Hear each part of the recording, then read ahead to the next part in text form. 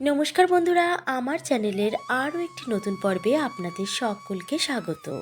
বন্ধুরা, আমাদের সনাতন ধর্মে বিভিন্ন রকমের আচার নিয়ম পালন করা হয়, আর ঠিক সেই কারণেই প্রত্যেকটি মাসই কিন্তু আলাদা আলাদা মাহাত্ম্যযুক্ত।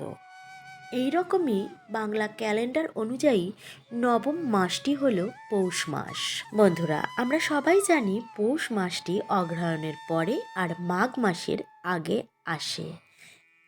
একটি জিনিস আমরা খেয়াল করে দেখলেই বুঝতে পারি যে অগ্রহায়ণ মাসে কিন্তু অনেক বিয়ে হয়।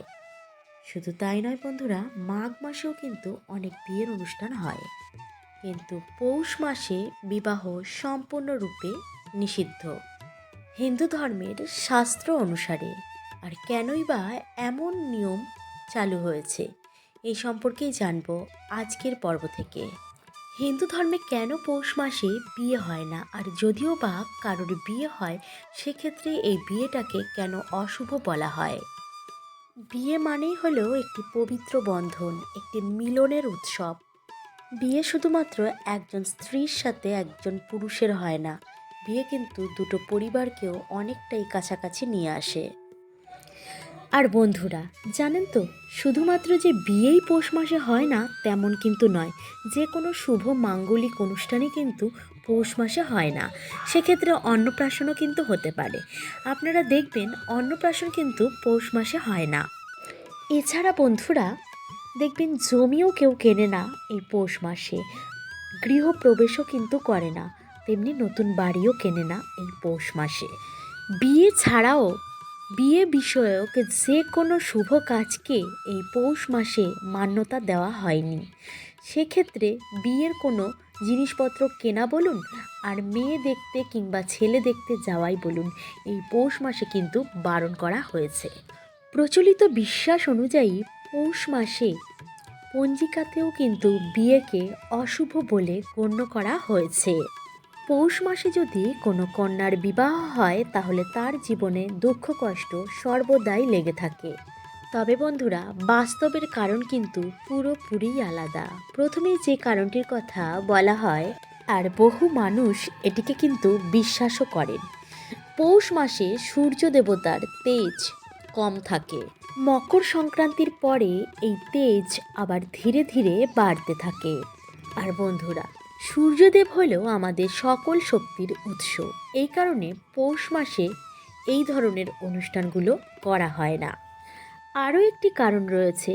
প্রাচীনকাল থেকে আমাদের দেশ ভারতবর্ষ কৃষি প্রধান দেশ, আর পৌষ মাসে মানুষেরা নানা ধরনের কৃষি কাজে ব্যস্ত থাকেন।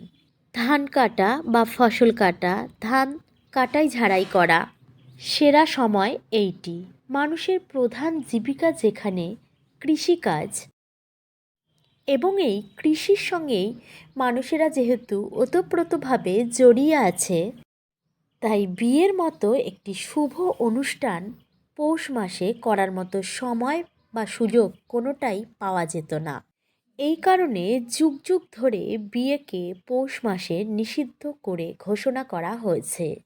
পৌষ মাস ছাড়াও হিন্দু ধর্মের শাস্ত্র অনুযায়ী চৈত্র মাসেও কিন্তু বন্ধুরা বিয়ে হয় না। বিয়েকে অশুভ বলে গণ্য করা হয়েছে এই দুটি মাসে।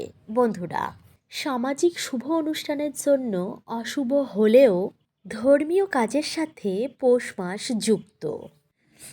পৌষ মাসে সূর্য দেবতার আরাধনার কথা বলা হয়েছে, তার সাথে সাত্ত্বিক জীবনযাপন করার কথা বলা হয়েছে, আর নিরামিষ খাবার গ্রহণ করার কথাও কিন্তু এই পৌষ মাসে বলা হয়েছে। এছাড়া বন্ধুরা, পৌষ মাস কিন্তু স্নান এবং দানের জন্য ভীষণভাবে গুরুত্বপূর্ণ। পারলে বন্ধুরা এই মাসে পবিত্র নদীতে স্নান করুন, আর অভাবীদের বস্ত্র দান করুন। আর দান করার ক্ষেত্রে অভাবীদের আপনি যদি একটা কম্বল আর একটু গুড় দান করতে পারেন তাহলে আপনারই মঙ্গল হবে। বন্ধুরা, আজকের পর্বটি এই পর্যন্তই। আবার দেখা হচ্ছে অন্য একটা নতুন পর্বের সাথে। ততক্ষণ আপনারা ভীষণ ভালো থাকবেন আর একে অন্যের সাথে জুড়ে থাকবেন। নমস্কার।